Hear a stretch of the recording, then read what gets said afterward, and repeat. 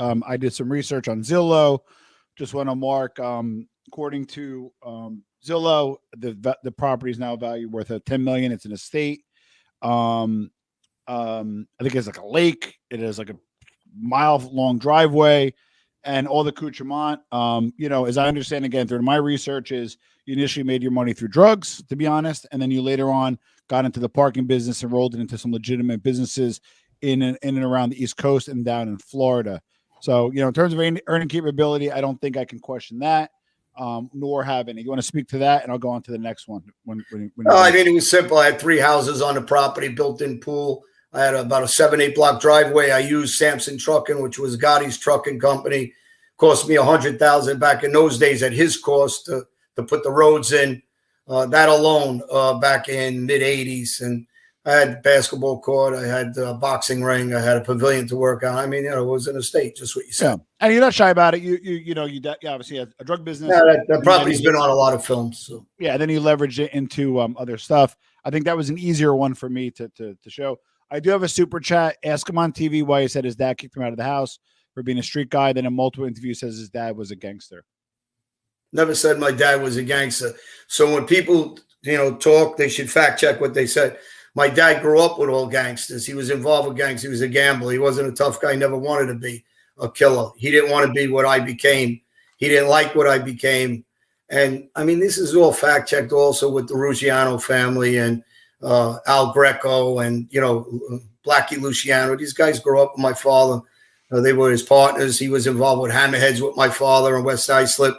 There's articles all over about West Side Slip. My father was a mob guy with Luciano, and they try to close him down because of him. So anybody that knows Hammerheads knows all the articles that were in the papers about my father's involvement with Blackie Luciano, who's a Gambino made guy. So, well, also I've interviewed you back in 15. I produced that one, and then back I think in 17.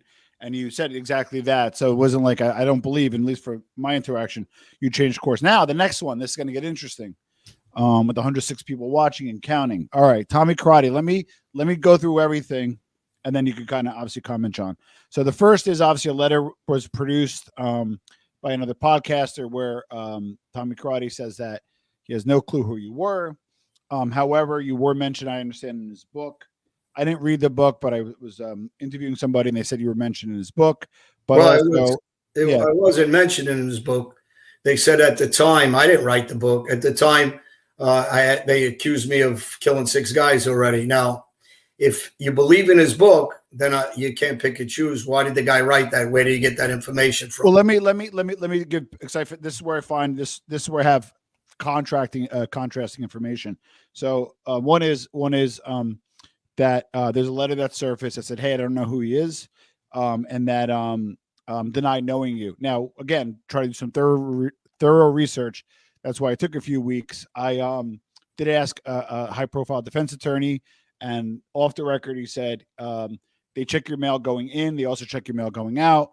I don't know if he's up for like an appeal or compassionate release or anything, but generally, it's not in his best interest to say, "Hey, I know him," or, "Hey, I did work with him," or, "I know of him."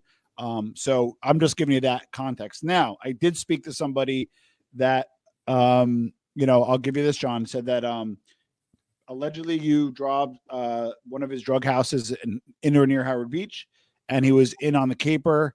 And again, I can't, I'm trying to do my best here doing this. I'm the first to get on you, John, but I did speak to somebody that was a last piece of the puzzle here.